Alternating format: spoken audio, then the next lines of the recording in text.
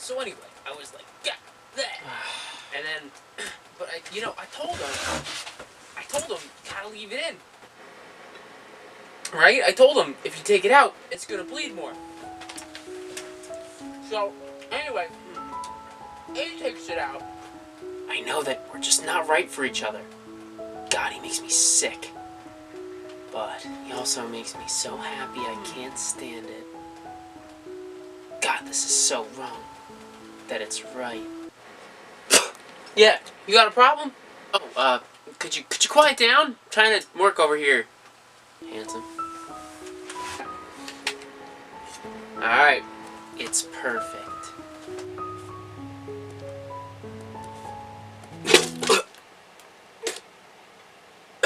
What's going on, Writing in School gang? Roadside writer here to stake my claim as a certified love guru. Before I was married, my anniversary used to be on Valentine's Day, which is coming up soon, as you all know. Here's a quick disclaimer. Yes, I was insinuating two men could have a meaningful romantic relationship in my intro there. But also important that's implied in the intro is that any romance in a novel, when written poorly, is bad. No matter how it's oriented. But written well, see where this is going? I support love in all its forms, so if that bothers you, you're gonna have to get your writing tips elsewhere. In case my intro didn't give it away, this week we're going to be talking about love interests in honor of Valentine's Day, and the oddly seasonal love that we share for one another around this time of year. We're gonna talk about romance this week. Since I've already covered protagonists in several other videos, I will be talking about the protagonist's love interest. Ancillary romances between supporting characters may be a completely different video at a later date.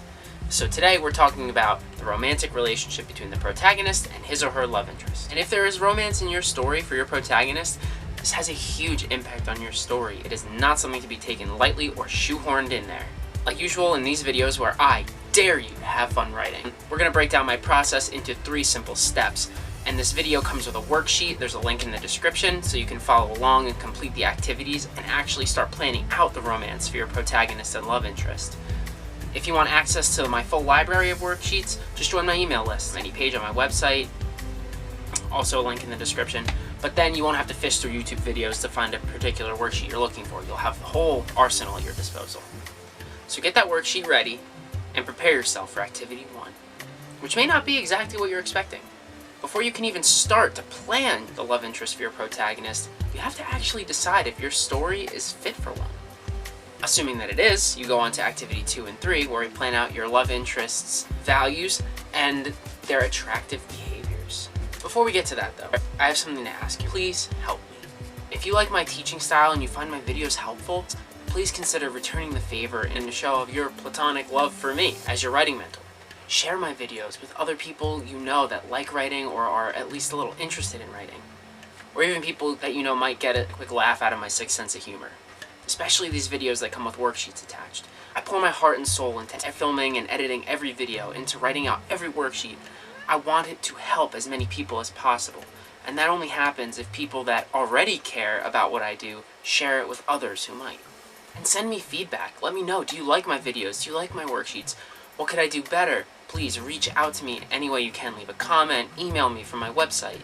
You can support what I do just by liking and subscribing to my YouTube channel or my website, clicking the bell icon so you don't miss a video when I release them, or becoming a patron, all of which get you different bonus exclusives, like extra writing tips from blog posts, deleted clips from my videos, access to my library of worksheets. So please help me.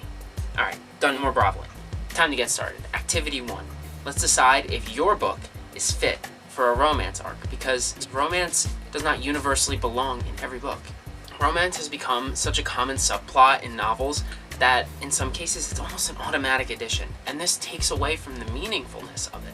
While I do support all types of love in the world, I do not support love in every single novel, because not every book needs it, or even should have it. When you just tuck a little romance into a story that's already tackling so many other powerful themes in depth, it comes off exactly as what it is, an afterthought.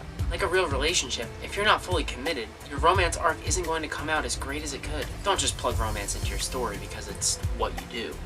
So pull up that worksheet either in print form or copy it and paste it into a separate document in your own word processor and take a look at activity 1. You're going to see a flowchart in front of you. The first part of that flowchart is a questionnaire to determine whether or not your story is a strict romance story. It seems obvious, but let me clarify what I mean by this. A story with romance in it is not necessarily a romance novel or story. For something to be considered a strict romance, it has to meet two of these three criteria. One, that your theme and conflict of the story center around the romantic relationship between two or more characters. That things that go wrong in your story, parts of the smaller events in the conflict, are primarily to push these characters away or pull them together. And the climax of your story is when the characters finally get together into that committed relationship. If you can check off two of those three boxes, you could classify your story as a romance novel. If you've only got one checked, your story is most likely about something else, but there's a romantic subplot in it, in which case you continue down the flowchart. If you discovered that you are working with a strict romance novel at this point, you actually need a love interest. Otherwise, where's the romance going to come from? If the checklist at the beginning of the flowchart did not name your story specifically a romance, you have a couple more questions to ask yourself. The next divergence on the flowchart should have a question there. If the love interest character you want to add is a character that was planned from the beginning of when you first started thinking up your novel, or if they're a recent addition. If you planned for this character from the beginning, chances are you're going to be able to make them well-rounded, incorporate the romance well, so you can hit the check right there. You can move on to the next step in planning your love interest. If this love interest character is a recent addition, then you have some more questions to ask yourself. The next part of the flowchart will ask if this character is being added to create depth and explore new dimensions of your world and plot, in which case, go ahead. Chances are your character will be well developed and the romance will fit, so you can move on to planning the character. If you answered that this love interest character serves more so to add depth and dimension to the protagonist, then you have one more checklist to complete. You must check all three boxes here to prove that this character is going to offer something meaningful to your overall story before you go ahead and add in this romance. You have to ask yourself a couple questions about the plot of your book. Does your plot have room for your protagonist and the love interest to disagree on something pretty important? Does it have room for your protagonist and the love interest to compromise or grow where both of them are kind of meeting the other in the middle for the sake of their relationship? And 3, is there room in your plot for this new supporting character who's going to serve as a love interest to offer something important to the plot? Is there room for them to solve a critical problem or offer some insight that the book couldn't really resolve without? If you can check off all 3 of those boxes, it's okay for you to go ahead and start planning your love interest. Completing this checklist ensures that the character and the romance is going to be meaningful to the story and not just shoehorned in there because it's what you do.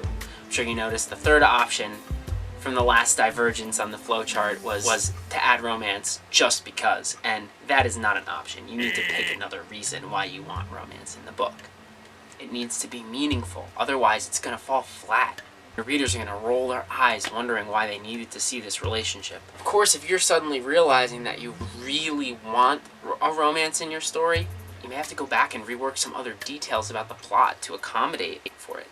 Otherwise, the relationship is going to be more of a hindrance than a help to your plot. You can still add other supporting characters to add depth to your protagonist, but there's no reason for the protagonist to be romancing with them. You're here at Activity 2. You've run through the chart and decided that it's appropriate for your story to have a love interest for your protagonist. Awesome. Now let's make sure that they turn out as well-rounded and developed as your other characters, with their own thoughts and ideas. For Activity 2, we're going to pick your love interests, some key values for them. If you've seen my other videos, you've seen that in the core of almost every character are some key values, the things they really care about. These defining factors of someone's personality directly dictate their actions, their thoughts, their feelings. So it's really important to pick some key values for your love interest as well. Now, what's going to really solidify this character as somebody who's important to the story outside of just being the romantic interest of your protagonist is that you're going to pick at least one key value that your love interest shares with your protagonist, and at least one key value that is different from what your protagonist values. And this ensures not only that your love interest isn't just a carbon copy of your protagonist, but that there's going to be some organic disagreement between them, because that's an important factor of any committed relationship. No two people are exactly the same, and even if they were, the odds of them meeting, then falling in love, infinitesimal. In real life, relationships come with disagreements, and if you want to stay together for a long-term relationship, you need to be able to talk about those things and compromise and come to a middle ground, or at least see the other person's perspective and respect it.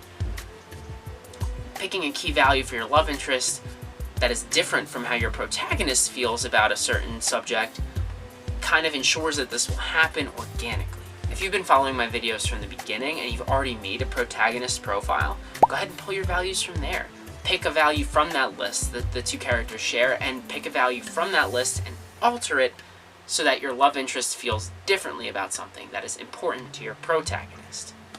Ensure that organic disagreement, and just like we talked about in Activity 1, make sure your plot has room for these two characters to come to an understanding about it. Activity 3, make them attractive. Crank the hotness dial to 12, and you're done. Just kidding. Physical attraction between your protagonist and the love interest is implied. What I'm talking about is the qualities that make your supporting character emotionally attractive, the things that make your protagonist want to be in a relationship with them. Nobody stuffs their face full of Little Debbies for the cakey outside. But I can't imagine anyone with any dignity eating a vat of the creamy filling either. What I'm saying is you need both, but the cream is more important. So you need to pick a couple qualities that make your love interest attractive to your protagonist. It may be tricky, but try not to pick qualities that you find emotionally attractive in a partner. Think of the values of your protagonist, what they care about, what they live for. Unless, of course, your protagonist is based on you. For this activity, you're going to pick 3 qualities for your love interest that makes them a very attractive partner to your protagonist. And when I say qualities, I want you to think of behaviors, things that are observable, things that your protagonist would see the love interest doing that would cause that zing moment, that spark. Going back to an analogy I had made in an earlier video, long-term relationship needs logs to keep the fire alive. But you won't have a fire in the first place if it doesn't start with a spark. So now we're looking for the spark. 3 behaviors which would be tied directly to their key values. It should show your protagonist that they care about a lot of the same things. Here's an example of what I mean. Say your protagonist and your love interest share a key value of bringing kids into the world. They both want to be parents at some point. Maybe they work in the same office, and it's bring your kid to work day. And your protagonist looks across the desk, sees the love interest just absolutely killing it with the kids. Keeping them laughing, keeping them entertained, saying profound things to them that they listen to. That is going to cause a zing between your protagonist and the love interest. Oh man, look at how great she is with kids. You know, I want kids one day. It's that kind of thing that just makes them like, yeah, okay. You're going to choose 3 behaviors like that. That's going to cause your protagonist to be very attracted to the love interest. Picture the person your protagonist would see in an idle daydream of the perfect partner. What would that person be doing? Have your love interest do some of those things in front of the protagonist. Raise some eyebrows. And I guarantee you your readers are going to feel the same butterflies that your protagonist gets every time that person walks in the room. If you followed my guide on how to create a love interest for your protagonist, the power of Cupid flows from your fingertips. You should also know that whether or not it flies straight, the arrow always hits its mark. Start by determining if your story should even have a love interest. Once you confirm that it should, or can, go ahead and choose a key value that your love interest and protagonist share, and a key value that they differ on. Lastly, you're going to correlate some of the key values they share to observable behaviors that's going to cause your protagonist to swoon over them. Take good care of these characters by planning for their romance arc before the story even starts, and they'll take good care of one another. Use this video and this worksheet to make it happen. Good work, matchmaker. Remember to show your platonic love, sorry guys, I'm taken, for me, the Roadside Writer, by liking this video, subscribing to my YouTube channel, clicking the bell icon, and clicking share. Share this video on Facebook or anywhere where you know that writers need help, because that's what I'm here to do. You can also subscribe to my website for full access to my library of worksheets, or become a patron, and the links for all of that stuff is going to be in the description of this video. Thank you so much for watching, and please comment suggestions for my next videos or improvements to the worksheets, or just what you're thinking about a love interest for your protagonist right now. Roadside Writer, out.